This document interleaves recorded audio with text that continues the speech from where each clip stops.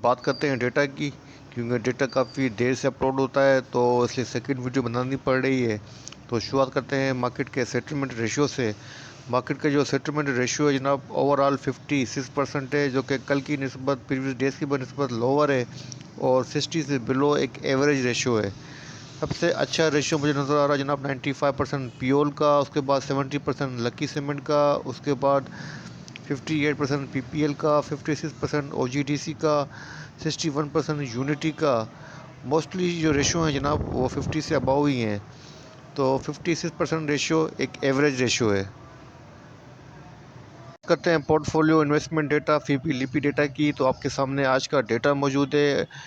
Foreigner investor की जो net position है जनाब वो सेल के ऊपर है, 1.01 मिलियंस की नेट सेल की है। और जिस सेक्टर के अंदर इन्होंने अच्छी सेलिंग की है ना वो की है 0.21 मिलियंस की बैंक्स के अंदर, उसके बाद टेलीकॉम के अंदर 0.14 मिलियंस की। जहां बाइंग की है ऑयल एंड गैस मार्केटिंग के अंदर की है 0.15 मिलियंस की। इसके बाद नंबर आता है लोकल डेटा का। लोकल डेटा में नंबर 1 पे आते हैं इंडिविजुअल की नेट पोजीशन बाइंग के ऊपर है, 0.37 मिलियन की शॉर्ट क्वांटिटी बाइंग की है। उसके बाद नंबर आता है कंपनीज़ का। कंपनीज़ की नेट पोजीशन बाइंग के ऊपर है, 0.75 मिलियंस की नेट बाइंग की है। उसके बाद नंबर आता है बैंक्स का। बैंक्स की नेट पोजीशन बाइंग के ऊपर है, 1.01 बिलियंस की नेट बाइंग है। जहां अच्छी बाइंग की है 0.39 बिलियंस की ऑयल एंड गैस एक्सप्लोर के अंदर की है। इसके बाद नंबर आता है म्यूचुअल फंड का। म्यूचुअल फंड की नेट पोजीशन सेल के ऊपर है, 0.33 बिलियंस की नेट सेल है। इसके बाद नंबर आता है अदर्स इंस्टीट्यूट का। तो अदर्स इंस्टीट्यूट्स की जो नेट पोजीशन है जनाब वो भी सेल के ऊपर है, 0.29 बिलियंस की नेट सेल की है। इसके बाद नंबर आता है जनाब ब्रोकर्स का। ब्रोकर्स की नेट पोजीशन जनाब सेल के ऊपर है, 0.02 बिलियंस की नेट सेल है। इसके बाद नंबर आता है इंश्योरेंस कंपनीज़ का। इंश्योरेंस कंपनीज़ की नेट पोजीशन जनाब सेल के ऊपर है, 0.41 बिलियंस की नेट सेल की है। और जिन सेक्टर के अंदर मुझे काम होता हुआ नज़र आ रहा है, जो सेक्टर्स एक्टिव लग रहे हैं वो ऑयल एंड गैस मार्केटिंग लग रहा है जनाब, टेलीकॉम लग रहा है, बैंक्स लग रहा है। तो अब बात करते हैं टॉप 10 कंपनीज़ के ओपन इंटरेस्ट डेटा की। तो मार्केट का जो ओवरऑल डेटा है वो इंक्रीज़ हुआ है 1.1%। और जिस कंपनी के अंदर मुझे सबसे ज़्यादा चेंज नज़र आ रहा है वो 1.2% इंक्रीज़ हुआ है यूनिटी का। यूनिटी की प्राइस भी इंक्रीज़ हुई है, लॉन्ग पोजीशन को इंडिकेट कर रहा है।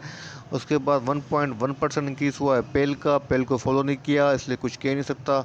और तमाम क्वांटिटी जो काफ़ी शॉर्ट क्वांटिटी है, मतलब इतना कोई बड़ा डिफरेंस नहीं है, लेकिन 1.1 इंक्रीज़ होना, प्राइस का इंक्रीज़ होना लॉन्ग पोजीशन को बाइंग इंटरेस्ट को इंडिकेट कर रहा है। ठीक है ना। लेकिन सेटलमेंट रेशो वो आपके सामने है, 60 से बिलो है। और फीपी लिपी डेटा की पोजीशन वो भी थोड़ा सा मिला जुला रुझान बता रही है। और टॉप 10 का कंपनीज़ का जो ओपन इंटरेस्ट डेटा है उसकी जो पोजीशन है वो भी बता रही है कि कोई इतना बड़ा डिफरेंस हमें नज़र नहीं आ रहा है। इसका मतलब है मार्केट के अंदर कल भी थोड़ी सी रेंज बाउंड पोजीशन रह सकती है, मार्केट थोड़ी सी स्लाइटली डिप ले सकती है। डिप के बाद जो है मार्केट पॉजिटिव हो सकती है। थोड़ी सी आपको वॉलेटाइल पोजीशन नज़र आएगी कल मार्केट के अंदर, और लेकिन इंशाल्लाह ताला मार्केट स्टेबल रहेगी। आपके साथ कुछ मेजर न्यूज़ भी जो है वो शेयर कर दूं, तो आपके सामने सुमित बैंक का लेटर मौजूद है आपके सामने। यहाँ पर आप देख सकते हैं कि ARY जो है वो एंटर हो रहा है WTL के बाद सुमित बैंक के अंदर। और यहाँ पर आप देख सकते हैं कि जनाब यहाँ पर के सलमान इकबाल साहब ARY के, उन्होंने जो है इसके सुमित बैंक के जो शेयर्स हैं उनकी सब्सक्रिप्शन ली है ₹2.51। ₹2.51 के हिसाब से पर शेयर के हिसाब से सब्सक्रिप्शन ली है। 25% शेयर जो है उन्होंने मैक्सिमम शेयर होल्डर्स बाई किए हैं। तो अब जनाब ARY जो है दोबारा एंटर्ड हो रहा है जनाब, वो WTL के बाद सुमित बैंक के अंदर हो रहा है। तो आपको सुमित बैंक के अंदर भी आइंदा आने वाले दिनों के अंदर कुछ काम होता हुआ नज़र आ सकता है। तो मेरे हिसाब से सुमित बैंक के अंदर भी आप जो है वो काम कर सकते हैं और काफ़ी एक्टिव रह सकता है ये स्टॉक भी। बस थोड़ी सी माइनर सी एक न्यूज़ थी जो आपके साथ शेयर कर रहा हूँ। इस वीडियो को यहीं एंड करता हूँ। अल्लाह हाफ़िज़।